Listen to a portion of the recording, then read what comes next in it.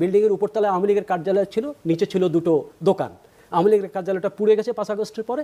এখন এই দোকান দুটো, আগে এই দোকান দুটোর ভাড়া তুলতো ওখানকার স্থানীয় আওয়ামী লীগের নেতা, এখন এটার ভাড়া তুলছে বিএনপির নেতা। নিউজের যে জায়গাটা, আমি যে জায়গাটা বলতে চাচ্ছি, সাংবাদিক সাহেব দুজনের সঙ্গেই কথা বলেছেন, খুব ইন্টারেস্টিং।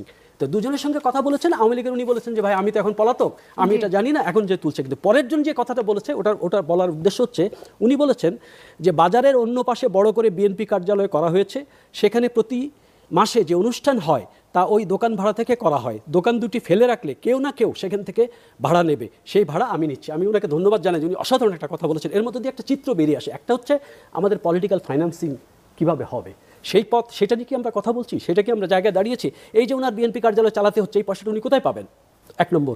2 নম্বর হচ্ছে উনি একটা স্পেস পেয়েছেন, ওপেন স্পেস, যেটা আগে তোলা হতো, এখন কেউ নেই, উনি দখল করে নিয়েছেন। এখন এই যে পলিটিক্যাল ফাইন্যান্সিংয়ের জায়গাটা আমরা কিন্তু এই যে সংস্কারের মধ্যে কোথাও আনছি।